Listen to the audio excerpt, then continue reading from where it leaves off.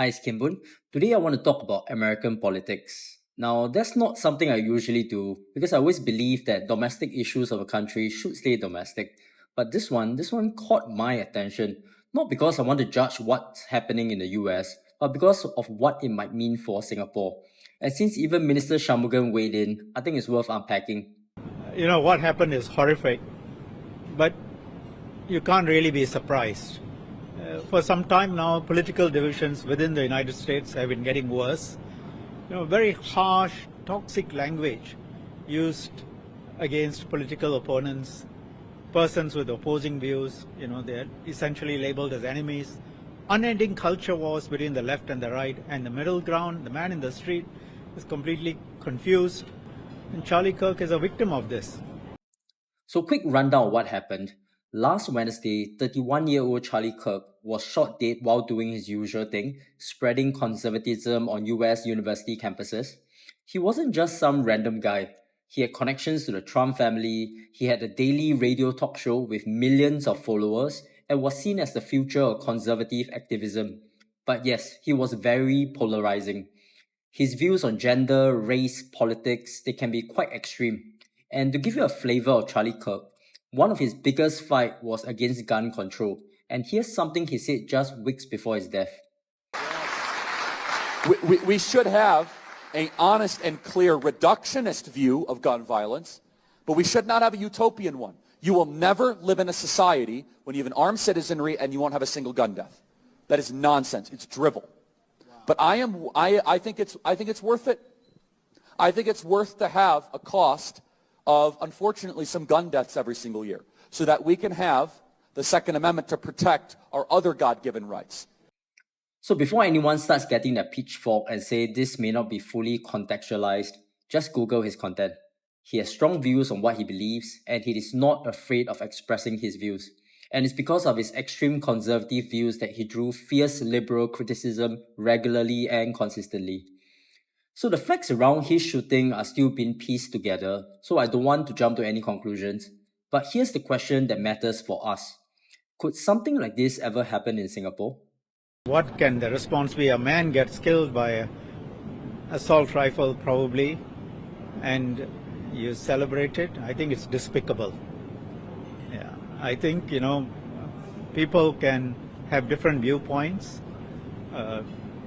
You try and discuss them, you can disagree very vehemently, but to say that such a person ought to be killed because you have a different view, I think it shows a very sorry state of affairs and a cautioning of public discourse. So let me start by echoing what Minister Shanmugam said. So what happened to Charlie Kirk was unacceptable, horrible, period. No matter what you think of his politics, his views, no one deserves that. And honestly, this is something I think about sometimes. I mean, the stuff I put on YouTube can be polarizing. Now, I'm not anywhere near Charlie Kirk's level, but let's be real, right? Some of the things I put out, some people agree, others will get upset. And that's kind of the curse of being a political moderate. When I agree with the government, opposition supporters get angry. When I support the opposition, PAP supporters get angry. So either way, somebody's not happy. And those of you who follow me on socials might notice I don't put the name of my current company on LinkedIn. Not because I don't love my job. I absolutely love the job, love the company. But because I have had harassment incidents before, and I don't want that spilling over into my current workplace. Imagine me, just a small content creator, not some big name politician, and even I worry. So out of pure self-interest, I never want our society to get to a point where I can't speak freely without worrying someone's going to stab me while eating at Lau Pa Sat. Now, the minister also spoke about where America is right now in terms of political discourse and how Singapore is different. But don't for one moment think that Singaporeans are somehow very different in our makeup from those in other countries. The situation in Singapore is different, not because we are inherently different from the Americans or other countries. It's different because of our laws and our social policies and the fact that we have been able to explain that and get the buy-in from our population. This is worth talking about. I've spoken to a few political veterans, and more than a few have said the same thing, that Singaporeans hate troublemakers. That's one of the biggest catch-22 in our politics. On one hand, we want an opposition that can check the government. On the other hand, we want them to do it without rocking the boat too much. And if you think about it, the Workers' Party understands this dynamic very, very well. Pritam Singh himself has said this before. You want to be Prime Minister of Singapore? No. As I alluded to earlier, if we accept that Singaporeans are pragmatic and there's no demand for a change of government, then going out there with flying a flag which says, I'm your Prime Minister in waiting, is probably, with respect, an act of foolishness, in my view at least. So to succeed in opposition politics in Singapore, in my humble opinion, in my view, of course, and my friends from the other opposition parties may feel differently about this, is if you do your house visits week in, week out, if you're on the ground week in, week out, you will have an excellent assessment of the pulse of Singaporeans. And then your message has to anchor itself to that. So it's checks and balances, don't rock the boat too much. Now, not everyone agrees with the WP's approach, but honestly, I don't think either camp is wrong. WP works within the space that Singaporeans are comfortable with, a presence in parliament, doing municipal work on the ground, so that's smart strategy for the WP. But you also have the other opposition parties trying to pull Singaporeans towards another vision, and that takes longer, but someone has to do it. And frankly, the PAP is also part of this same democratic process, pushing what they believe is good for Singapore. But basically, Singaporeans do not want to hit a tipping point, and that shows in how our politics have played out. I think that's why we won't end up where America is today. So far, we have avoided some of the things that you are seeing in other countries. Really, the starting point is that, and the way we structure our society, you have to have law and order before you can have proper democratic discourse. If people are shooting at each other, it's difficult to have a proper discourse. So Minister Shanmugam talks a lot about law and order and how this plays a role in preventing a Charlie Kirk type incident, and rightfully so. I think the conversations around guns, hate, violence, even drugs, given the recent events, are the right ones to have. But I also want to give my 2 cents on another challenge that might not be solved just yet by law enforcement. So in the US, activists like the late Charlie Kirk thrive because of highly partisan media ecosystems. So if you're a Republican, you live and breathe Fox News, that's your world 24/7. You consume almost everything through their lenses. In Singapore, we don't have that same scale of echo chamber, but you could argue that online spaces like Hardware Zone or Reddit are slowly becoming parallel information bubbles. And that's where my concern lies. As Singaporeans consume politics through different bubbles, the risk of polarization grows. So post-GE 2025, you can already see it. All political parties have stepped up their social media game. Now, if platforms themselves are partisan, I'm less worried because they will have limited reach. What worries me are the party-agnostic platforms like TikTok, YouTube, IG.